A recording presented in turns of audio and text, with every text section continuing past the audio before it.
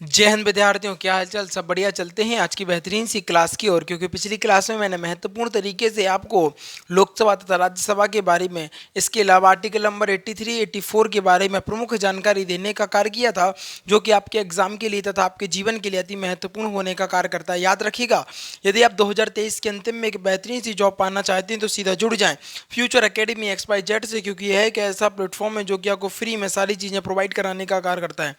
Best content, best material आपको यहाँ मेरे द्वारा आपको दिया जाएगा, ठीक है।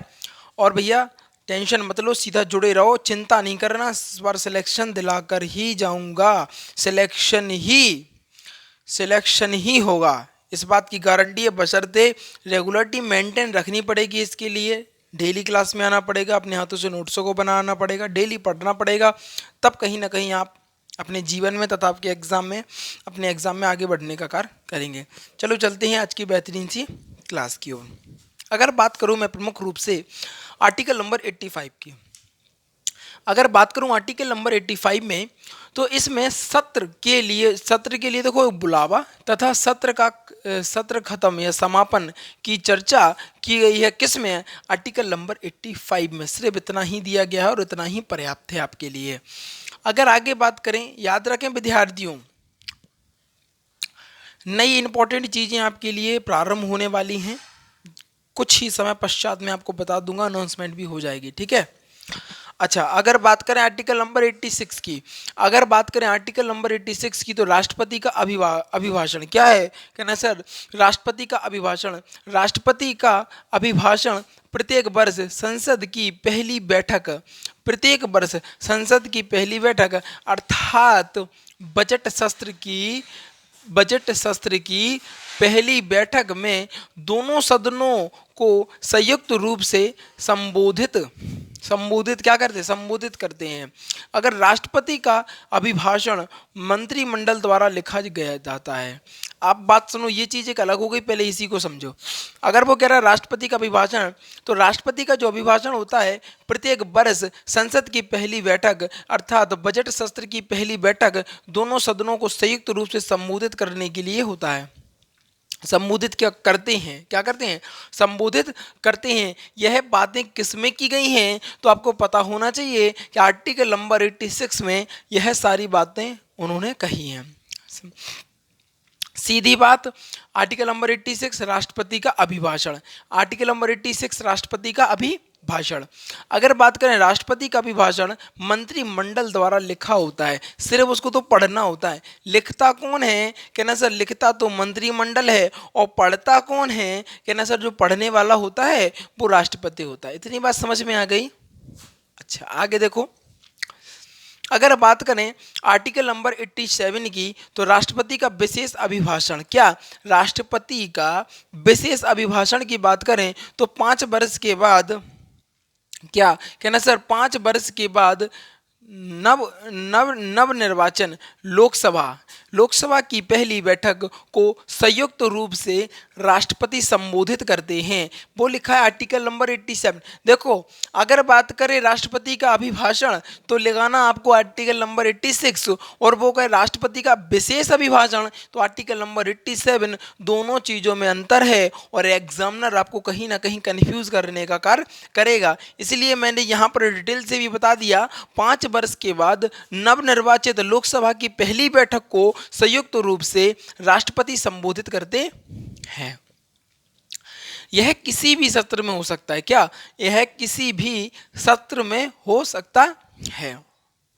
आगे बात करूं, अनुच्छेद नंबर 88 क्या? आर्टिकल नंबर 88 की बात करें तो संसद में मंत्री तथा महान्यायवादी, संसद की अगर बात करें, संसद में मंत्री तथा महान्यायवादी तथा विशेष प्रावधान,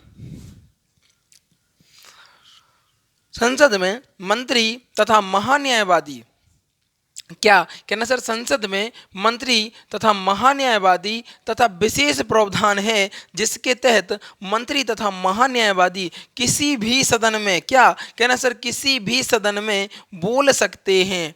क्या कर सकते हैं कि ना सर बोल सकते हैं। आर्टिकल नंबर 88 के तहत संसद में मंत्री तथा महान्यायवादी के लिए एक विशेष प्रावधान है, जिसके तहत मंत्री तथा महान्यायवादी किसी भी सदन में बोल सकते हैं, किंतु महान्यायवादी मतदान नहीं कर सकता है। क्या नहीं कर सकता महान्यायवादी? कि ना सर मतदान नहीं कर सकता है। मंत्री अपने सदन में जाकर वोट करता है। कौन करता है? मंत्री अपने सदन में जाकर वोट करता है, जिस सदन का वह सदस्य होता है। क्या? जिस सदन का वह क्या होता है? कहना सर सदस्य होता है। किसमें पढ़ा ये हमने? कहना सर आर्टिकल नंबर 88 में। किसमें? ठीक है, इतनी बात समझ में आ गई। अगर बात करें आर्टिकल नंबर 89 की, तो यहाँ पर समझो थोड़ा सा, इसमें राज्यसभा के सभापति, क्या कहना सर, इसमें राज्यसभा के सभापति तथा उपसभापति की चर्चा की गई है। इसमें किसकी चर्चा? कहना सर राज्यसभा के सभापति तथा उपसभापति की चर्चा की गई है आर्टिकल नंबर 89 के तहत। किसमें? आर्टिकल नंबर 89 के तहत इसमें राज्यसभा के सभापति तथा उपसभापति की चर्चा की गई है। अगर विशेष रूप से बात करूं, राज्यसभा का सभापति किसी भी सदन का सदस्य नहीं होता है। राज्यसभा का जो सभापति होता है वो किसी भी सदन का सदस्य नहीं होता है, क्योंकि वह भारत का क्या होता है? कहना सर वह जो भारत का होता है ना, वो उपराष्ट्रपति होता है, इसीलिए वह किसी भी सदन का सदस्य नहीं होता है। इतनी बात समझ में आ गई। अगर अगले पॉइंट की बात करें, अगले पॉइंट की अगर मैं बात करूं, तो सभापति राज्यसभा का पदेन यानी सर्व होता है। क्या होता है? पदेन होता है। सभापति राज्यसभा का क्या होता है?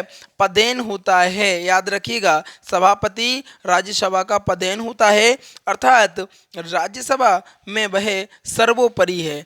क्या है कि ना सर, वह जो राज्यसभा में है ना, वो सर्वोपरि है। कौन है? बोलो जल्दी से, क्या है कि ना सर जी, वह राज्यसभा में क्या है? सर्वोपरि है। ये बेहतरीन सी चीज है। प्रयास बहुत गजब रहता है, माध्यम रहता है कि आप लोगों को बेहतरीन चीज़ें दे सकें, बेहतरीन कंटेंट दे सकें, जिससे कि आपके जीवन में कष्ट उत्पन्न ना हो। क्योंकि मैंने वो पल देखे हैं जो जीवन भगवान करे किसी को ना दिखाए। जीवन में इतनी कठिनाइयाँ होती हैं, कठिनाइयों को पार करके जब इस राह पर आप आते हैं, तो कहीं ना कहीं बहुत सारी समस्याओं को आपको सामना करना पड़ता है। याद रखें, तैयारी कर रहे हैं ना, तो मन से कर लेना, वरना करना नहीं। मैं बता रहा हूँ, छोड़ देना। मन लग रहा हो तो ही तैयारी करिएगा, अन्यथा आप इस लाइन को छोड़ दीजिएगा। क्योंकि ये लाइन जो होती है ना, जैसे जंग लगा लोहा कोई काम का नहीं रहता है ना, ये वाली लाइन में आने के बाद अगर आप सक्सेस नहीं हुए ना, तो कोई काम के नहीं रह जाएंगे। लोग बार कहेंगे कि यार इतना पढ़ लिया और ये काम कर रहे हो। तो वो जो ताने होते हैं ना लोगों के, वो चुभते हैं, है ना। अपनी निगाह अपने आप से निगाह नहीं मिला पाते हैं। इसलिए कह रहे हैं, अगर आए हो इस लाइन में तो जी भर के पढ़ लो। ज़्यादा नहीं कह रहा हूँ, सिर्फ 1 ईयर 6-7 मंथ पढ़ लो, 7-8 महीने पढ़ लो, बढ़िया तरीके से तैयारी कर लो। जॉब दिला दूंगा, इस बात की गारंटी देता हूँ मैं। मिल जाएगी जॉब, कोई बड़ी बात थोड़ी ना यार, कोई बड़ी बात नहीं। पढ़ो, लेकिन उस हिसाब से पढ़ो जिससे कि आपके जीवन में कष्ट उत्पन्न नहीं हो, है ना। ठीक है, तो अब चल रहे हैं अपन लोग कहाँ पर? कहना सर रिवीजन की ओर। भैया बिल्कुल, मैं बार बार कहता हूँ कि रिवीजन बेहतरीन, बहुत बहुत ज़रूरी है। अगर आप यूट्यूब की दुनिया से मुझे देख रहे हैं, मुझे पढ़ रहे हैं, तो आपके लिए बहुत महत्वपूर्ण है कि आप लोग रिवीजन पर विशेष फोकस करें। और कहीं ना कहीं आप मेरी बातों को मानते भी होंगे, इस बात का मैं आशा भी कर सकता हूँ। चलते हैं बेहतरीन से रिवीजन की ओर। अगर रिवीजन की मैं प्रमुख रूप से बात करूँ, तो आर्टिकल नंबर 85 में इस सत्र के लिए बुलाना तथा सत्र खत्म करने की चर्चा की गई। आर्टिकल नंबर 85 में अगर बात करें आर्टिकल नंबर 86 की, तो जो राष्ट्रपति होता है, राष्ट्रपति का अभिभाषण क्या है? कहना सर राष्ट्रपति का अभिभाषण। राष्ट्रपति का अभिभाषण प्रत्येक वर्ष संसद की पहली बैठक अर्थात बजट सत्र की पहली बैठक में दोनों सदनों को संयुक्त रूप से संबोधित करते हैं। इतनी बात समझ में आ गई। इसके बाद आगे देखो, राष्ट्रपति का अभिभाषण मंत्रिमंडल द्वारा लिखा जाता है। क्या किया जाता है? राष्ट्रपति का जो अभिभाषण होता है मंत्रिमंडल द्वारा लिखा जाता है। ये बात समझ में आ गई? जल्दी से बताओ। अच्छा ठीक है, तो राष्ट्रपति का जो अभिभाषण है वो लिखता कौन है? कहना सर लिखता है मंत्रिमंडल। कौन लिखता है? कहना सर मंत्रिमंडल लिखता है। अच्छा, आगे बात करें अगर आर्टिकल नंबर 87 की, तो इसमें लिखा है राष्ट्रपति का विशेष अभिभाषण। उसमें बताया था राष्ट्रपति का अभिभाषण और इसमें बताया है राष्ट्रपति का विशेष अभिभाषण। अगर वो कहे राष्ट्रपति का अभिभाषण तो आर्टिकल नंबर 86, और वो कहे राष्ट्रपति का विशेष अभिभाषण तो आर्टिकल नंबर 87। 5 वर्ष के बाद नवनिर्वाचित लोकसभा की पहली बैठक में, लोकसभा लिखा है ये, लोकसभा की पहली बैठक को संयुक्त रूप से राष्ट्रपति संबोधित करते हैं। याद रखना। इसके अलावा अगर हम बात करें, यह किसी भी शस्त्र में हो सकता है। ठीक है। आर्टिकल नंबर 88 की बात करूं तो सदन में मंत्री तथा महान्यायवादी तथा विशेष प्रावधान है। मंत्री तथा महान्यायवादी विशेष प्रावधान है जिसके तहत मंत्री तथा महान्यायवादी किसी भी सदन में बोल सकते हैं, किंतु महान्यायवादी मतदान नहीं कर सकता है। महान्यायवादी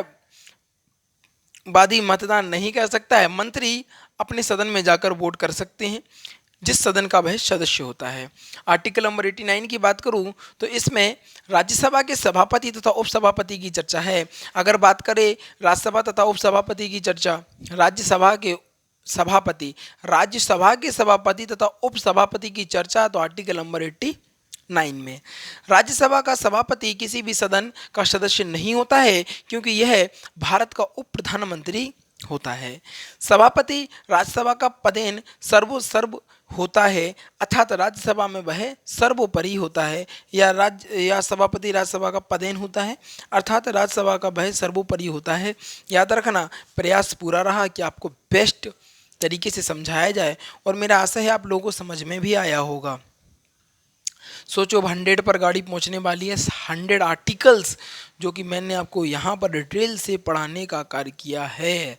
कैसे? क्या ना सर डिटेल से पढ़ाने का कार्य किया है।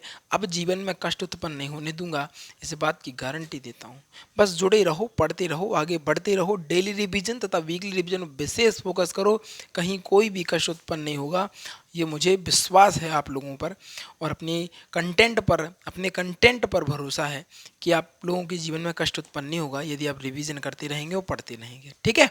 इन्हीं चंद शब्दों के साथ विदा लेना चाहूँगा।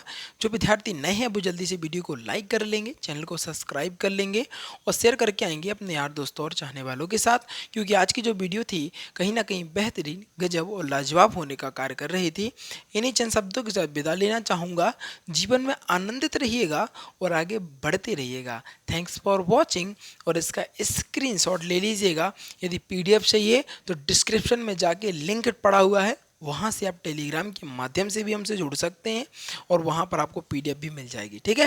वीडियो साफ करते हैं। Thanks for watching. और इसका स्क्रीनशॉट लेना है तो जल्दी से ले लो, स्क्रीनशॉट कैप्चर कर लो।